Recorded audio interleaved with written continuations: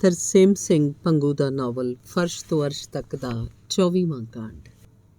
ਸ਼ਿਮਲੇ ਕਾਲਜ 'ਚ ਨੌਕਰੀ ਕਰਦਿਆਂ ਪ੍ਰੋਫੈਸਰ ਕਰਤਾਰ ਸਿੰਘ ਤਿਆਗੀ ਨੇ ਸਰਕਾਰੀ ਨੌਕਰੀ ਵੱਲ ਖਾਸ ਖਿਆਲ ਰੱਖਿਆ ਸੀ। ਪੰਜਾਬ ਪਬਲਿਕ ਸੇਵਾ ਕਮਿਸ਼ਨ ਵੱਲੋਂ ਸਰਕਾਰੀ ਕਾਲਜਾਂ ਵਾਸਤੇ ਪੱਕੀਆਂ ਲੈਕਚਰਾਰਾਂ ਦੀਆਂ ਅਸਾਮੀਆਂ ਵਾਸਤੇ ਦਿੱਤੀ ਅਰਜ਼ੀ ਤੋਂ ਬਾਅਦ ਪਟਿਆਲੇ ਇੰਟਰਵਿਊ ਵੀ ਦਿੱਤੀ ਹੋਈ ਸੀ। ਸਤੰਬਰ 1966 ਦੇ ਪਹਿਲੇ ਹਫ਼ਤੇ ਕਰਤਾਰ ਸਿੰਘ ਤਿਆਗੀ ਨੂੰ ਪੰਜਾਬ ਪਬਲਿਕ ਸੇਵਾ ਕਮਿਸ਼ਨ ਵੱਲੋਂ ਲੈਕਚਰਾਰ ਚੁਣੇ ਜਾਣ ਦੀ ਚਿੱਠੀ ਇੱਕ ਰਜਿਸਟਰੀ ਜ਼ਰੀਏ ਪ੍ਰਾਪਤ ਹੋਈ। ਹਾਜ਼ਰੀ ਸਰਕਾਰੀ ਕਾਲਜ ਗੁਰਦਾਸਪੁਰ ਦੀ ਸੀ। ਜਦੋਂ ਪ੍ਰੋਫੈਸਰ ਸਾਹਿਬ ਨੇ ਆਈ ਚਿੱਠੀ ਦੇ ਮੁਤਲਕ ਪ੍ਰਿੰਸੀਪਲ ਸਾਹਿਬ ਨਾਲ ਗੱਲ ਕੀਤੀ ਤਾਂ ਇੱਕ ਯੋਗ ਪ੍ਰੋਫੈਸਰ ਕਾਲਜ 'ਚੋਂ ਜਾਣ ਦਾ ਸੁਣ ਕੇ ਬਹੁਤ ਮਾਯੂਸ ਹੋਏ। ਸਭ ਨੂੰ ਪਤਾ ਸੀ ਪੰਜਾਬੀ ਸੂਬੇ ਦਾ ਐਲਾਨ ਹੋ ਚੁੱਕਾ ਹੈ, ਸ਼ਿਮਲਾ ਹਿਮਾਚਲ 'ਚ ਆ ਗਿਆ। ਦੂਸਰਾ SDB ਕਾਲਜ ਵਾਲੇ ਪੰਜਾਬੀ ਸੂਬਾ ਬਣਨ ਦੀ ਸੂਰਤ 'ਚ ਪੰਜਾਬੀ ਦਾ ਪ੍ਰੋਫੈਸਰ ਰੱਖ ਨਹੀਂ ਸਕਦੇ ਸੀ। ਉਹਨਾਂ ਤਿਆਗੀ ਜੀ ਦੀਆਂ ਸੱਭਿਆਚਾਰਕ ਗਤੀਵਿਧੀਆਂ ਅਤੇ ਚੰਗੇ ਵਿਹਾਰ ਕਰਕੇ ਇਹ ਵੀ ਕਿਹਾ ਕਿ ਤੁਸੀਂ ਕਿਸੇ ਹੋਰ ਵਿਸ਼ੇ 'ਤੇ MA ਕਰ ਲਓ, ਅਸੀਂ ਤੁਹਾਨੂੰ ਇੱਥੇ ਹੀ ਮੌਕਾ ਦਿਆਂਗੇ। ਪਰ ਤਿਆਗੀ ਜੀ ਨੇ ਕਿਹਾ ਇਹ ਮੇਰੀ ਸਰਕਾਰੀ ਨੌਕਰੀ ਹੈ, ਮੈਂ ਨਹੀਂ ਛੱਡ ਸਕਦਾ। ਕਾਂਡ 25ਵਾਂ। ਉਸ ਤੋਂ ਬਾਅਦ ਸਟਾਫ ਨੇ ਬੜੇ ਮਾਣ ਸਤਿਕਾਰ ਨਾਲ ਪ੍ਰੋਫੈਸਰ ਤਿਆਗੀ ਨੂੰ ਵਿਦਾਇਗੀ ਪਾਰਟੀ ਦੇਣ ਮਗਰੋਂ ਵਿਦਾ ਕੀਤਾ। 16 ਸਤੰਬਰ 1966 ਨੂੰ ਪ੍ਰੋਫੈਸਰ ਤਿਆਗੀ ਨੇ ਗੁਰਦਾਸਪੁਰ ਆ ਕੇ ਸਰਕਾਰੀ ਕਾਲਜ 'ਚ ਬਤੌਰ ਪੰਜਾਬੀ ਪ੍ਰੋਫੈਸਰ ਜੁਆਇਨ ਕਰ ਲਿਆ। ਠੀਕ 1.5 ਮਹੀਨੇ ਬਾਅਦ 1 ਨਵੰਬਰ 1966 ਨੂੰ ਪੰਜਾਬੀ ਸੂਬਾ ਬਾਕਾਇਦਾ ਤੌਰ 'ਤੇ ਹੋਂਦ 'ਚ ਆ ਗਿਆ। ਸ਼ਿਮਲੇ ਤੋਂ ਆਉਂਦਿਆਂ ਪ੍ਰੋਫੈਸਰ ਸਾਹਿਬ ਆਪਣੀ ਪਤਨੀ ਨੂੰ ਬਿਨ ਤਨਖਾਹ ਤੋਂ ਛੁੱਟੀ ਦਿਵਾ ਕੇ ਗੁਰਦਾਸਪੁਰ ਨਾਲ ਹੀ ਲੈ ਆਏ। ਇੱਕ ਮਹੱਲੇ 'ਚ ਇੱਕ ਮਕਾਨ ਕਿਰਾਏ ਲੈ ਕੇ ਰਿਹਾਇਸ਼ ਕਰ ਲਈ। ਪੰਜਾਬੀ ਸੂਬਾ ਬਣਨ ਦੀ ਸੂਰਤ ਵਿੱਚ ਨਾਮਜ਼ਦ ਪੰਜਾਬ ਦੇ ਪੰਜਾਬੀ ਜੋ ਨਵੇਂ ਹੋਂਦ 'ਚ ਆਏ ਦੋਵਾਂ ਸੂਬਿਆਂ 'ਚ ਸਰਕਾਰੀ ਨੌਕਰੀਆਂ ਕਰਦੇ ਸਨ, ਪੰਜਾਬ 'ਚ ਉਹਨਾਂ ਸੂਬਿਆਂ ਦੇ ਮੁਲਾਜ਼ਮਾਂ ਨੂੰ ਬਦਲੀਆਂ ਕਰਨ 'ਚ ਕੋਈ ਦਿੱਕਤ ਨਹੀਂ ਹੋਈ। ਪ੍ਰੋਫੈਸਰ ਸਾਹਿਬ ਨੇ ਵੀ ਥੋੜ੍ਹੀ ਦੌੜ ਭੱਜ ਕਰਕੇ ਸਤਵੰਤ ਦੀ ਬਦਲੀ ਗੁਰਦਾਸਪੁਰ ਸ਼ਹਿਰ 'ਚ ਹੀ ਕੰਨਿਆ ਸੀਨੀਅਰ ਸੈਕੰਡਰੀ ਸਕੂਲ 'ਚ ਕਰਵਾ ਲਈ। ਨਵੀਂ ਜਗ੍ਹਾ ਆ ਕੇ ਪਰੇਸ਼ਾਨੀ ਨਾ ਹੋਈ, ਸਤਵੰਤ ਨੇ ਆਪਣੇ ਬੀਜੀ ਨੂੰ ਗੁਰਦਾਸਪੁਰ ਆਪਣੇ ਕੋਲ ਸੱਦ ਲਿਆ। ਸਰਕਾਰੀ ਕਾਲਜ ਗੁਰਦਾਸਪੁਰ 'ਚ ਸੱਭਿਆਚਾਰਕ ਗਤੀਵਿਧੀਆਂ ਚੱਲਦੀਆਂ ਹੀ ਰਹਿੰਦੀਆਂ ਸੀ। ਪੰਜਾਬੀ ਦਾ ਪ੍ਰੋਫੈਸਰ ਹੋਣ ਕਰਕੇ ਨਾਟਕ ਵਗੈਰਾ ਵੀ ਇਹਨਾਂ ਦੀ ਦੇਖ ਰੇਖ ਹੇਠ ਖੇਡੇ ਜਾਂਦੇ ਸੀ। ਕਾਲਜ ਮੈਗਜ਼ੀਨ ਦੇ ਪੰਜਾਬੀ ਸੈਕਸ਼ਨ ਦੀ ਸੰਪਾਦਨਾ ਦਾ ਕੰਮ ਵੀ ਤਿਆਗੀ ਜੀ ਕੋਲ ਹੀ ਸੀ। ਇਨਾਮ ਵੰਡ ਸਮਾਗਮ ਦੇ ਕਨਵੋਕੇਸ਼ਨ ਆਦਿ ਪ੍ਰੋਗਰਾਮਾਂ ਦੀ ਸਟੇਜ ਕੰਡਕਟ ਵੀ ਪ੍ਰੋਫੈਸਰ ਸਾਹਿਬ ਹੀ ਕਰਦੇ ਸੀ। ਨਾਟਕ ਖੇਡਣੇ ਉਹਨਾਂ ਦਾ ਮੁੱਢਲਾ ਸ਼ੌਕ ਸੀ। ਉਹ ਨਾਟਕ ਤਿਆਰ ਵੀ ਆਪ ਕਰਦੇ, ਵਿੱਚ ਆਪ ਰੋਲ ਵੀ ਨਿਭਾਉਂਦੇ। ਇਸ ਕਰਕੇ ਉਹਨਾਂ ਦੀ ਲੋਕਪ੍ਰਿਯਤਾ ਤਾਂ ਜਲਦੀ ਹੋ ਗਈ। ਉਹ ਸਾਹਿਤਿਕ ਸ਼ੌਕ ਤੋਂ ਪਿੱਛੇ ਕਿਵੇਂ ਰਹਿ ਸਕਦੇ ਸੀ। ਉਹ ਜਿੱਥੇ ਵੀ ਗਏ ਸਾਹਿਤਿਕ ਮਿੱਤਰਾਂ ਦੀ ਖੋਜ ਉਹਨਾਂ ਦੀ ਪਹਿਲ ਰਹੀ। ਉਹਨਾਂ ਪਤਾ ਕਰਕੇ ਉਸ ਵੇਲੇ ਪੰਜਾਬੀ ਸਾਹਿਤ ਸਭਾ ਦੇ ਪ੍ਰਧਾਨ ਪ੍ਰੀਤਮ ਸਿੰਘ ਦਰਦੀ ਨਾਲ ਮਿਲ ਕੇ ਬਾਕਾਇਦਾ ਸਾਹਿਤਿਕ ਸਰਗਰਮੀਆਂ ਆਰੰਭ ਦਿੱਤੀਆਂ ਅਤੇ ਮਾਸਿਕ ਇਕੱਤਰਤਾਵਾਂ ਸ਼ੁਰੂ ਕੀਤੀਆਂ। ਸਤਵੰਤ ਦੇ ਬੀਜੀ ਗੁਰਦਾਸਪੁਰ ਹੀ ਸਨ। ਸਤਵੰਤ ਨੂੰ ਮਹਿਸੂਸ ਹੋਇਆ ਕਿ ਉਹ ਦੁਬਾਰਾ ਉਮੀਦਵਾਰੀ 'ਤੇ ਹੈ। ਇਸ ਕਰਕੇ ਉਹਨੇ ਬੀਜੀ ਨੂੰ ਕੁਝ ਦਿਨਾਂ ਲਈ ਆਇਆ ਤਰਨ ਤਾਰਨ ਵਾਪਸ ਨਹੀਂ ਜਾਣ ਦਿੱਤਾ, ਕਿਉਂਕਿ ਸ਼ਹਿਰ 'ਚ ਨੌਕਰੀ ਸੀ। ਜਣੇਪੇ ਦੇ ਨੇੜੇ ਛੁੱਟੀ ਲੈਣ ਨਾਲ ਬੱਚਾ ਪੈਦਾ ਹੋਣ ਦੇ ਬਾਅਦ ਕਾਫੀ ਸਮਾਂ ਬੱਚੇ ਦੀ ਦੇਖ ਰੇਖ ਕੀਤੀ ਜਾ ਸਕਦੀ ਸੀ। ਇਸ ਕਰਕੇ ਸਾਲਾਨਾ ਇਮਤਿਹਾਨਾਂ ਤੋਂ ਬਾਅਦ ਸਤਵੰਤ ਜਣੇਪਾ ਛੁੱਟੀ ਲੈ ਕੇ ਬੀਜੀ ਨਾਲ ਤਰਨ ਤਾਰਨ ਚਲੀ ਗਈ। 13 ਮਈ 1967 ਨੂੰ ਤਰਨ ਤਾਰਨ ਦੇ ਮਿਸ਼ਨ ਹਸਪਤਾਲ 'ਚ ਪ੍ਰੋਫੈਸਰ ਕਰਤਾਰ ਸਿੰਘ ਤਿਆਗੀ ਦੇ ਪੁੱਤਰ ਦੀ ਪਹਿਲੀ ਕਿਲਕਾਰੀ ਗੂੰਜੀ। ਇੱਕ ਖੁਸ਼ੀ ਭਰੀ ਖਬਰ ਇੱਕ ਪੋਸਟ ਕਾਰਡ ਦੇ ਜ਼ਰੀਏ ਮਿਲੀ। ਇਸ ਦੌਰਾਨ ਕਲਪਨਾ ਵੀ ਨਾਨਕੇ ਹੀ ਸੀ। ਵੈਸੇ ਵੀ ਸਤਵੰਤ ਦੇ ਪੇਕੀ ਹੋਣ ਕਰਕੇ ਪ੍ਰੋਫੈਸਰ ਤਿਆਗੀ ਘਰੇਲੂ ਜ਼ਿੰਮੇਵਾਰੀਆਂ ਤੋਂ ਮੁਕਤ ਸੀ। ਕਾਲਜ 'ਚ ਕੋਈ ਨਾ ਕੋਈ ਸੱਭਿਆਚਾਰਕ ਸਮਾਗਮ ਜਾਂ ਨਾਟਕ ਵਗੈਰਾ ਚੱਲਦਾ ਰਹਿੰਦਾ ਸੀ। ਇਸ ਦੌਰਾਨ ਕਾਲਜ ਵੱਲੋਂ ਇੱਕ ਨਾਟਕ ਖੇਡਿਆ ਜਾਣਾ ਸੀ। ਇੱਕ ਸੀਨੀਅਰ ਪ੍ਰੋਫੈਸਰ ਅਜੈਬ ਸਿੰਘ ਭਿੰਡਰ ਵੀ ਅਜਿਹਾ ਸ਼ੌਕ ਰੱਖਣ ਕਰਕੇ ਪ੍ਰੋਫੈਸਰ ਤਿਆਗੀ ਨਾਲ ਕਾਫੀ ਨੇੜਤਾ ਰੱਖਦਾ ਸੀ। ਉਸ ਨਾਟਕ 'ਚ ਪ੍ਰੋਫੈਸਰ ਸਾਹਿਬ ਨੇ ਇੱਕ ਅਜਿਹਾ ਰੋਲ ਕਰਨਾ ਸੀ ਜਿਸ ਲਈ ਨੌਜਵਾਨ ਪ੍ਰੋਫੈਸਰ ਤਿਆਗੀ ਦੀ ਕਾਲੀ ਦਾੜੀ ਨੂੰ ਵੱਖ-ਵੱਖ ਕਰੀਮਾਂ ਤੇ ਰੰਗ ਲਾ ਕੇ ਸਫੈਦ ਕਰਨਾ ਸੀ। ਕਰੀਮਾਂ ਨਾਲ ਹੀ ਝੁਰੜੀਆਂ ਬਣਾਉਣੀਆਂ ਸੀ। ਉਹ ਨਾਟਕ ਕਾਲਜ ਦੇ ਵਿਦਿਆਰਥੀਆਂ ਤੇ ਸ਼ਹਿਰ ਵਾਸੀਆਂ ਨੂੰ ਦੇਖਣ ਦਾ ਖੁੱਲ੍ਹਾ ਸੱਦਾ ਦਿੱਤਾ ਸੀ। ਉਸ ਵਕਤ ਇੱਕ ਬੜੀ ਵਿਚਿੱਤਰ ਤੇ ਰੌਚਕ ਘਟਨਾ ਘਟੀ। ਹੋਇਆ ਇਸ ਤਰ੍ਹਾਂ ਕਿ ਨਾਟਕ ਦੇ ਰੋਲ ਅਨੁਸਾਰ ਰਾਤ ਨੂੰ ਮੇਕਅਪ ਕੀਤਾ ਗਿਆ। ਦੇਰ ਰਾਤ ਨਾਟਕ ਖਤਮ ਹੋਣ 'ਤੇ ਪ੍ਰੋਫੈਸਰ ਅਜੈਬ ਸਿੰਘ ਭਿੰਡਰ ਤਿਆਗੀ ਜੀ ਨੂੰ ਆਪਣੇ ਘਰ ਨਾਲ ਹੀ ਲੈ ਗਏ ਅਤੇ ਰੋਟੀ ਖਾਣ ਤੋਂ ਬਾਅਦ ਤਿਆਗੀ ਜੀ ਆਪਣੇ ਘਰ ਆ ਕੇ ਰਜਾਈ 'ਚ ਵੜ ਗਏ। ਸਵੇਰੇ ਉੱਠ ਕੇ ਗਰਮ ਪਾਣੀ ਨਾਲ ਇਸ਼ਨਾਨ ਕਰਕੇ ਨਾਸ਼ਤਾ ਕਰਨ ਤੋਂ ਬਾਅਦ ਕਾਲਜ ਚਲੇ ਗਏ। ਰਜਾਈ ਵੀ ਤੈਅ ਨਹੀਂ ਕੀਤੀ। ਛੁੱਟੀ ਤੋਂ ਬਾਅਦ ਕਾਲਜ ਤੋਂ ਹੀ ਸਾਹਿਤ ਸਭਾ ਦੀ ਮੀਟਿੰਗ 'ਚ ਚਲੇ ਗਏ। ਪਿਛਲੇ ਦਿਨ ਵਾਂਗ ਹੀ ਉਸ ਦਿਨ ਸ਼ਾਮ ਨੂੰ ਵੀ ਪ੍ਰੀਤਮ ਸਿੰਘ ਦਰਦੀ ਜੀ ਇਹ ਕਹਿੰਦਿਆਂ ਆਪਣੇ ਨਾਲ ਲੈ ਗਏ, ਆ ਯਾਰ ਕਿਤੇ ਢਾਬੇ 'ਤੇ ਟੱਕਰਾਂ ਮਾਰਦਾ ਰਹੇਗਾ, ਰੋਟੀ ਖਾ ਕੇ ਜਾਈ। ਦਰਦੀ ਜੀ ਦੇ ਘਰ ਰੋਟੀ ਪਾਣੀ ਖਾ ਕੇ ਗੱਲਾਂ ਬਾਤਾਂ ਕਰਦਿਆਂ ਹਨੇਰੇ ਪਏ ਤੋਂ ਘਰ ਪਹੁੰਚਿਆ ਕਾਫੀ ਰਾਤ ਹੋ ਗਈ। ਰਾਤ ਵਾਲੇ ਕੱਪੜੇ ਬਦਲ ਕੇ ਬੱਤੀ ਬੁਝਾਉਣ ਤੋਂ ਬਾਅਦ ਪ੍ਰੋਫੈਸਰ ਤਿਆਗੀ ਨੂੰ ਸੌਣ ਲੱਗਿਆ ਰਜਾਈ 'ਚੋਂ ਇੱਕ ਬਹੁਤ ਹੀ ਵਧੀਆ ਖੁਸ਼ਬੂ ਆਈ। ਇਸ ਖੁਸ਼ਬੂ ਨੇ ਪ੍ਰੋਫੈਸਰ ਨੂੰ ਅਚੰਭੇ 'ਚ ਪਾ ਦਿੱਤਾ। ਘਰ 'ਚ ਇਕੱਲੇ ਹੁੰਦਿਆਂ ਝੱਟ ਦੇਣੇ ਸੁਣੀਆਂ ਸੁਣਾਈਆਂ ਗੱਲਾਂ ਵੱਲ ਧਿਆਨ ਚਲਾ ਗਿਆ। ਉਹਨਾਂ ਕਿਸੇ ਵਹਿਮੀ ਤੋਂ ਸੁਣ ਰੱਖਿਆ ਸੀ ਵੀ ਜਿੱਥੇ ਭੂਤਾਂ ਚੁੜੇਲਾਂ ਦਾ ਵਾਸ ਹੁੰਦਾ ਹੈ ਉੱਥੋਂ ਵੱਖ-ਵੱਖ ਕਿਸਮ ਦੀਆਂ ਸੁਗੰਧੀਆਂ ਆਉਂਦੀਆਂ। ਪ੍ਰੋਫੈਸਰ ਸਾਹਿਬ ਨੇ ਤਾਂ ਕਦੀ ਕੋਈ ਸੁਗੰਧਤ ਅਗਰਬੱਤੀ ਵੀ ਕਮਰੇ 'ਚ ਨਹੀਂ ਜਗਾਈ ਸੀ। ਉਹਨਾਂ ਨੂੰ ਉਸ ਵੇਲੇ ਇੰਝ ਲੱਗਿਆ ਜਿਵੇਂ ਕੋਈ ਚੁੜੇਲ ਜਾਂ ਪ੍ਰੇਤ ਆਤਮਾ ਰਜਾਈ 'ਚ ਉੱਠ ਕੇ ਗਈ ਹੋਵੇ। ਇੱਕ ਤਰ੍ਹਾਂ ਡਰ ਦੇ ਮਾਰਿਆ ਉਹਨਾਂ ਰਜਾਈ ਪਰੇ ਵਗਾਹ ਮਾਰੀ, ਕਮਰੇ 'ਚੋਂ ਬਾਹਰ ਆ ਗਏ। ਠੰਡ ਦੇ ਬਾਵਜੂਦ ਪ੍ਰੋਫੈਸਰ ਨੂੰ ਤਰੇਲੀ ਆ ਗਈ। ਵਿਹੜੇ 'ਚ ਖਲੋਤੇ ਪ੍ਰੋਫੈਸਰ ਦੀ ਹਿੰਮਤ ਨਹੀਂ ਪੈ ਰਹੀ ਸੀ ਦੁਬਾਰਾ ਅੰਦਰ ਜਾ ਕੇ ਕਮ ਸੇ ਕਮ ਬੱਤੀ ਜਗਾ ਕੇ ਵੇਖੇ। ਪ੍ਰੋਫੈਸਰ ਸਾਹਿਬ ਦੇ ਘਰ ਦੇ ਨੇੜੇ ਹੀ ਇੱਕ ਹੋਰ ਪ੍ਰੋਫੈਸਰ ਕਰਮ ਸਿੰਘ ਸਹੋਤਾ ਵੀ ਰਹਿੰਦੇ ਸੀ। ਉਹਨਾਂ ਕੰਬਦਿਆਂ ਰਾਤ ਦੇ ਹਨੇਰੇ 'ਚ ਉਹਨਾਂ ਦਾ ਦਰਵਾਜ਼ਾ ਜਾ ਖੜਕਾਇਆ। ਅੰਦਰੋਂ ਕੌਣ ਆ ਦੀ ਆਵਾਜ਼ ਆਈ ਪਰ ਸਹੋਤਾ ਸਾਹਿਬ ਉੱਠ ਕੇ ਨਹੀਂ ਆਏ। ਪ੍ਰੋਫੈਸਰ ਸਾਹਿਬ ਨੇ ਜਦੋਂ ਆਪਣੇ ਬਾਰੇ ਦੱਸਿਆ, ਸਹੋਤਾ ਸਾਹਿਬ ਨੇ ਆ ਕੇ ਦਰਵਾਜ਼ਾ ਖੋਲ੍ਹਿਆ। ਤਿਆਗੀ ਜੀ ਨੂੰ ਇੰਨੀ ਰਾਤ ਬਿਨਾਂ ਕੋਈ ਕੱਪੜਾ ਉੱਪਰ ਲਿਆ ਵੇਖ ਕੇ ਹੈਰਾਨ ਰਹਿ ਗਏ। ਅੰਦਰ ਜਾ ਕੇ ਜਦ ਪ੍ਰੋਫੈਸਰ ਤਿਆਗੀ ਨੇ ਸਾਰੀ ਕਹਾਣੀ ਦੱਸੀ, ਸਹੋਤਾ ਸਾਹਿਬ ਵੀ ਕਹਿਣ ਲੱਗੇ, ਕੋਈ ਨਾ ਅੱਜ ਇੱਥੇ ਹੀ ਪੈ ਰਹੋ, ਸਵੇਰੇ ਦੇਖਾਂਗੇ। ਦਰਅਸਲ ਸਹੋਤਾ ਸਾਹਿਬ ਥੋੜ੍ਹਾ ਡਰਾਕਲ ਕਿਸਮ ਦੇ ਸੀ। ਨਹੀਂ ਪ੍ਰੋਫੈਸਰ ਸਾਹਿਬ, ਰਹਿਣਾ ਤਾਂ ਉਸੇ ਘਰ ਹੀ ਹੈ। ਪ੍ਰੋਫੈਸਰ ਤਿਆਗੀ ਨੇ ਪ੍ਰੋਫੈਸਰ ਸਹੋਤੇ ਨੂੰ ਆਪਣੇ ਨਾਲ ਚੱਲਣ ਲਈ ਕਿਹਾ। ਪ੍ਰੋਫੈਸਰ ਸਹੋਤਾ ਨਾ ਚਾਹੁੰਦਿਆਂ ਹੋਇਆਂ ਵੀ ਤਿਆਗੀ ਜੀ ਦੇ ਘਰ ਉਹਨਾਂ ਦੇ ਨਾਲ ਆ ਗਿਆ। ਬਾਹਰਲਾ ਬੂਹਾ ਖੋਲ੍ਹ ਕੇ ਕਮਰੇ ਅੰਦਰ ਵੜ ਕੇ ਤਿਆਗੀ ਜੀ ਦੀ ਬੱਤੀ ਜਗਾਉਣ ਦੀ ਹਿੰਮਤ ਨਹੀਂ ਪੈ ਰਹੀ ਸੀ। ਉਹਨਾਂ ਨਾਲ ਆਏ ਸਹੋਤਾ ਜੀ ਵੱਲ ਭੌਂ ਕੇ ਦੇਖਿਆ। ਚੱਲ ਹੋਗਾ, ਜੇ ਕੁਝ ਹੋਇਆ ਦੋਵਾਂ ਨੂੰ ਧਨੀ ਖਾ ਜਾਂਦਾ। ਸਹੋਤਾ ਜੀ ਨੇ ਥੋੜ੍ਹੀ ਦਲੇਰੀ ਕੀਤੀ। ਜਦੋਂ ਦੋਵੇਂ ਜਣੇ ਅੰਦਰ ਹੋਏ ਤਾਂ ਸਹੋਤਾ ਜੀ ਠੀਕ ਹੀ ਖੁਸ਼ਬੂ ਮਹਿਸੂਸ ਕਰਦੇ ਹੋਏ ਡਰੀ ਆਵਾਜ਼ 'ਚ ਬੋਲੇ, ਰੁਕੋ ਤਿਆਗੀ ਜੀ, ਤੁਸੀਂ ਠੀਕ ਕਹਿ ਰਹੇ ਹੋ। ਤਿਆਗੀ ਦੀ ਸਵਿੱਚ ਤੱਕ ਅੱਗੇ ਹੋਣ ਦੀ ਰਹਿੰਦੀ ਖੁੰਦੀ ਹਿੰਮਤ ਵੀ ਪਸਤ ਹੋ ਗਈ। ਉਹ ਦੋਵੇਂ ਕਮਰੇ 'ਚੋਂ ਬਾਹਰ ਆ ਗਏ। ਤਿਆਗੀ ਜੀ, ਅੱਜ ਤੁਸੀਂ ਮੇਰੇ ਘਰ ਹੀ ਸੌਂ ਜਾਓ। ਕੱਲ੍ਹ ਕਿਸੇ ਸਿਆਣੇ ਨੂੰ ਕਮਰਾ ਵਿਖਾਏ ਬਗੈਰ ਇਸ ਕਮਰੇ 'ਚ ਵੜਨਾ ਖਤਰੇ ਤੋਂ ਖਾਲੀ ਨਹੀਂ। ਸਹੋਤਾ ਸਾਹਿਬ ਜਿੰਨੀ ਜਲਦੀ ਹੋ ਸਕੇ ਉੱਥੋਂ ਨਿਕਲ ਜਾਣਾ ਚਾਹੁੰਦੇ ਸੀ। ਤਿਆਗੀ ਜੀ ਨੂੰ ਪ੍ਰੋਫੈਸਰ ਸਹੋਤਾ ਜੀ ਦਾ ਸੁਝਾਅ ਜੱਚਦਾ ਗਿਆ ਪਰ ਡਰ ਵੱਧ ਗਿਆ। ਉਸ ਰਾਤ ਤਿਆਗੀ ਜੀ ਸਹੋਤਾ ਜੀ ਦੇ ਘਰ ਜਿਸ ਕਮਰੇ 'ਚ ਪਏ ਸੀ ਉੱਥੇ ਵੀ ਪੇਟੀ 'ਚੋਂ ਕੱਢੀ ਰਜਾਈ 'ਚੋਂ ਫਨਾਇਲ ਦੀਆਂ ਗੋਲੀਆਂ ਦੀ ਸੁਗੰਧੀ ਆਪਣੀ ਰਜਾਈ 'ਚੋਂ ਆਉਂਦੀ ਖੁਸ਼ਬੂ ਵਰਗੀ ਲੱਗ ਰਹੀ ਸੀ, ਜਿਵੇਂ ਹਰੇਕ ਸੁਗੰਧਤ ਜਗ੍ਹਾ ਚੁੜੇਲਾਂ ਦਾ ਵਾਸਾ ਹੀ ਹੋਵੇ।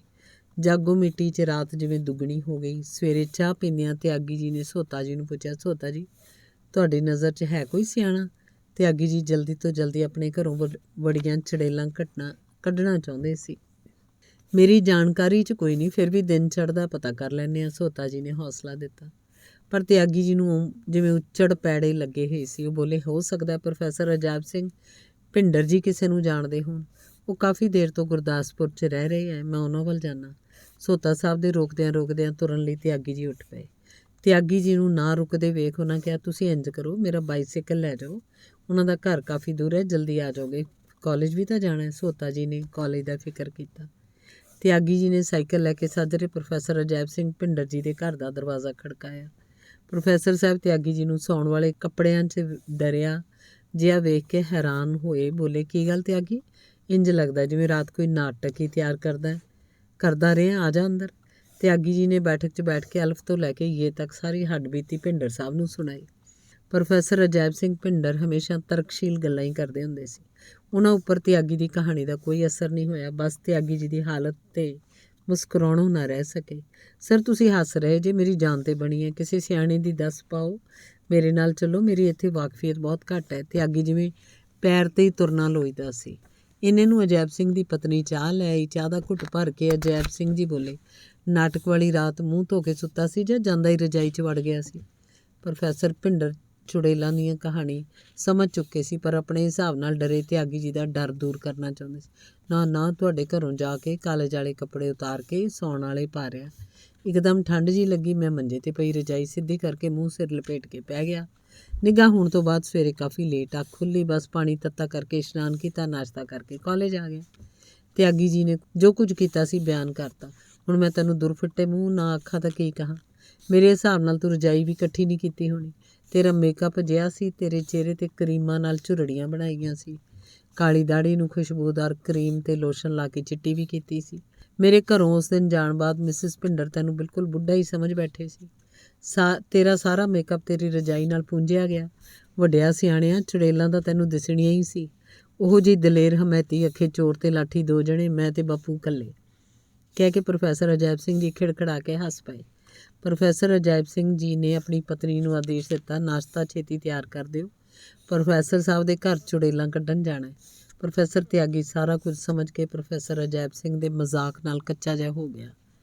ਨਾਸ਼ਤਾ ਕਰਨ ਤੋਂ ਬਾਅਦ ਪ੍ਰੋਫੈਸਰ ਤਿਆਗੀ ਸੋਹਤਾ ਜੀ ਦਾ ਸਾਈਕਲ ਦੇ ਕੇ ਜਦੋਂ ਤੁਰਨ ਲੱਗਾ, ਸੋਹਤਾ ਜੀ ਬੋਲੇ, ਬਣੀ ਕੋਈ ਗੱਲ, ਮਿਲਿਆ ਕੋਈ ਸਿਆਣਾ? ਤਿਆਗੀ ਕੋਲ ਆਹੋ ਕਹਿਣ ਤੋਂ ਬਗੈਰ ਕੋਈ ਜਵਾਬ ਨਹੀਂ ਸੀ। ਜਦੋਂ ਰਾਤ ਤੋਂ ਉਲਟ ਬੇਖੌਫ ਘਰ ਆ ਕੇ ਰਜਾਈ ਚੁੱਕੀ ਤਾਂ ਸਿਰ ਵਾਲਾ ਪਾਸਾ ਰਜਾਈ ਦਾ ਕਾਲਾ ਅਮਰਾ ਸਾਰਾ ਚਿੱਟਾ ਹੋਇਆ ਪਿਆ ਸੀ। ਇੱਕ ਵਾਰੀ ਫਿਰ ਰਜਾਈ ਸੌਂ ਕੇ ਤਿਆਗੀ ਆਪਣੇ ਆਪ 'ਤੇ ਹੀ ਹੱਸ ਪਿਆ। ਕਾਂਡ 25ਵਾਂ। ਕਰਮਵੀਰ 2 ਮਹੀਨੇ ਦਾ ਹੋ ਗਿਆ ਸੀ। ਸਤਵੰਤ ਦੀ ਜਣੇਪਾ ਛੁੱਟੀ ਖਤਮ ਹੋ ਗਈ ਸੀ। ਉਸ ਤੋਂ ਬਾਅਦ ਗਰਮੀ ਦੀਆਂ ਛੁੱਟੀਆਂ ਵੀ ਖਤਮ ਹੋਣ ਵਾਲੀਆਂ ਸੀ। ਕਾਲਜ ਖੁੱਲ੍ਹਣ ਤੋਂ ਪਹਿਲਾਂ ਇੱਕ ਦਿਨ ਪ੍ਰੋਫੈਸਰ ਤਿਆਗੀ ਜੀ ਤਰਨਤਾਰਨ ਚਲੇ ਗਏ ਤੇ ਅਗਲੇ ਦਿਨ ਬੱਚਿਆਂ ਨੂੰ ਲੈ ਕੇ ਗੁਰਦਾਸਪੁਰ ਪਰਤ ਆਏ। ਸਕੂਲ ਖੁੱਲ੍ਹਦਿਆਂ ਸਤਵੰਤ ਨੇ ਅਰਜ਼ੀ ਦੇ ਕੇ ਬਿਨ ਤਨਖਾਹੋਂ ਹੋਰ 3 ਮਹੀਨੇ ਦੀ ਛੁੱਟੀ ਮਨਜ਼ੂਰ ਕਰਵਾ ਲਈ। ਕਲਪਨਾ ਸਾਰਾ ਦਿਨ ਨਿੱਕੇ ਵੀਰ ਨਾਲ ਖੇਡਦੀ, ਆਪ ਕੁਝ ਨਾ ਕੁਝ ਖਾਂਦੀ, ਕਾਕੇ ਦੇ ਮੂੰਹ 'ਚ ਵੀ ਦੇਣ ਦੀ ਕੋਸ਼ਿਸ਼ ਕਰਦੀ। ਸਤਵੰਤ ਬਿਲਕੁਲ ਹੀ ਅਵੇਸਲੀ ਨਾ ਹੁੰਦੀ। ਪ੍ਰੋਫੈਸਰ ਤਿਆਗੀ ਕਾਲਜੋਂ ਆਉਂਦਾ ਹੀ ਕੱਪੜੇ ਬਦਲੇ ਬਗੈਰ ਬੇਟੇ ਨੂੰ ਚੁੱਕ ਕੇ ਲਾਡੀਆਂ ਕਰਦਾ, ਰੋਟੀ ਖਾਣੀ ਵੀ ਭੁੱਲ ਜਾਂਦਾ। ਕਲਪਨਾ ਸ਼ਿਕਾਇਤ ਕਰਦੀ, ਤੋਤਲੀ ਜ਼ਬਾਨ ਚੱਕਦੀ, ਪਾਪਾ ਵੀਲਾ ਲੁੱਤੀ ਨਹੀਂ ਖਾਂਦਾ, ਵੀਲਾ ਨਿੱਤਾ ਏ, ਇਹ ਦੁੱਧ ਹੀ ਪੀਂਦਾ ਹੈ। ਪ੍ਰੋਫੈਸਰ ਸਾਹਿਬ ਨਿੱਕੇ ਪ੍ਰੋਫੈਸਰ ਦੇ ਨਾਲ ਕਲਪਨਾ ਨੂੰ ਵੀ ਗੋਦੀ 'ਚ ਬਿਠਾਉਂਦੇ, ਤੋਤਲਾ ਬੋਲਦਿਆਂ ਬੱਚਿਆਂ ਨਾਲ ਬੱਚੇ ਬਣ ਜਾਂਦੇ। ਕਲਪਨਾ ਬਹੁਤ ਤੰਗ ਕਰਨ ਲੱਗ ਪਈ ਹੈ। ਸਕੂਲ 'ਚ ਦਾਖਲ ਹੋਊ ਤਾਂ ਹੀ ਠੀਕ ਹੋਊ। ਸਤਵੰਤ ਨਿੱਕੀ ਦੀ ਸ਼ਿਕਾਇਤ ਲਾਉਂਦੀ, ਰੋਟੀ ਵਾਲੀ ਥਾਲੀ ਪ੍ਰੋਫੈਸਰ ਅੱਗੇ ਰੱਖ ਦਿੰਦੀ। ਕੋਈ ਨਾ, ਖੇਡ ਲੈਣ ਦੇ 4 ਦਿਨ, ਅਗਲੇ ਸਾਲ ਦਾਖਲ ਕਰਵਾ ਦਿਆਂਗੇ, ਇਹਨੂੰ ਘਰ ਹੀ ਕੁਝ ਨਾ ਕੁਝ ਪੜ੍ਹਾਇਆ ਕਰੋ। ਪ੍ਰੋਫੈਸਰ ਸਾਹਿਬ ਸਤਵੰਤ ਨੂੰ ਆਖਦੇ। ਬਿਨ ਤਨਖਾਹ ਤੋਂ ਛੁੱਟੀ ਲਗਾਤਾਰ ਲੈਣ ਦਾ ਮਤਲਬ ਸੀ ਘਰ ਦਾ ਬਜਟ ਡੋਲਣਾ। ਇਸ ਲਈ ਸਤਵੰਤ ਨੇ ਬੀਜੀ ਨੂੰ ਕਰਮਵੀਰ ਦੇ ਵੱਡਾ ਹੋਣ ਤੱਕ ਆਪਣੇ ਕੋਲ ਗੁਰਦਾਸਪੁਰ ਬੁਲਾ ਲਿਆ।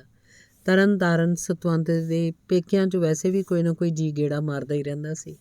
ਉਂਝ ਵੀ ਦੋਤਰਵਾਨ ਨਾਲ ਨਾਨਕੇ ਜ਼ਿਆਦਾ ਮੋਹ ਕਰਦੇ ਆ ਤੇ ਬੇਬੇ ਕਰਮ ਕੌਰ ਵੀ ਪੋਤੇ ਪੋਤੀ ਨੂੰ ਆ ਕੇ ਮਿਲ ਜਾਂਦੀ ਸੀ। ਕਲਪਨਾ ਸਕੂਲ ਜਾਣ ਲੱਗ ਪਈ ਸੀ। ਸ਼ੁਰੂ ਤੋਂ ਹੀ ਬਹੁਤ ਹੁਸ਼ਿਆਰ ਨਿਕਲ ਰਹੀ ਸੀ। ਸਕੂਲੋਂ ਸਿੱਖੀਆਂ ਕਵਿਤਾਵਾਂ ਨਾਨੀ ਨੂੰ ਬੜੀ ਚਾਅ ਨਾਲ ਸੁਣਾਉਂਦੀ। ਕਰਮਵੀਰ ਵੀ ਨਾਨੀ, ਦਾਦੀ, ਮੰਮੀ, ਪਾਪਾ ਦੀਆਂ ਆਵਾਜ਼ਾਂ ਦੇ ਹੁੰਗਾਰੇ ਭਰਨ ਲੱਗ ਪਿਆ। ਮਾਂ ਮਾਂ, ਪਾ ਪਾ ਵੀ ਕਰਦਾ। ਤੇ ਪ੍ਰੋਫੈਸਰ ਸਾਹਿਬ ਵੱਲੋਂ ਪੰਜਾਬੀ ਸਾਹਿਤ ਸਭਾ ਦੀ ਮੀਟਿੰਗ ਬਾਦ ਦਸਤੂਰ ਪ੍ਰੀਤਮ ਸਿੰਘ ਦਰਦੀ ਜੀ ਦੇ ਸਹਿਯੋਗ ਨਾਲ ਕਰਵਾਉਣ ਕਰਕੇ ਸਾਹਿਤਕ ਮਿੱਤਰਾਂ ਦਾ ਦਾਇਰਾ ਮੋਕਲਾ ਹੋ ਰਿਹਾ ਸੀ। ਨਵੇਂ-ਨਵੇਂ ਸਾਹਿਤ ਪ੍ਰੇਮੀ ਤੇ ਸਾਹਿਤਕਾਰ ਸਭਾ ਨਾਲ ਜੁੜ ਰਹੇ ਸਨ।